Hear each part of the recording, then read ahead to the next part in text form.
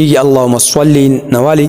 تر آخره پوری اللهم صل علی محمد وعلى آل محمد كما صليت على إبراهيم وعلى آل إبراهيم إنك حميد مجيد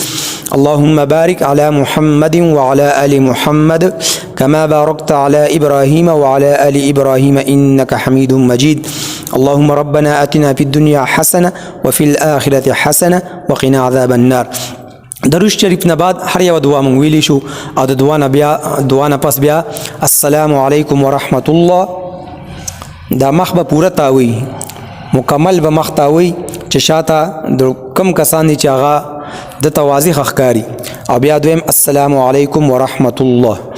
دا د تشهد طریقه وا د کې یو خبر یاد ساتي چې کله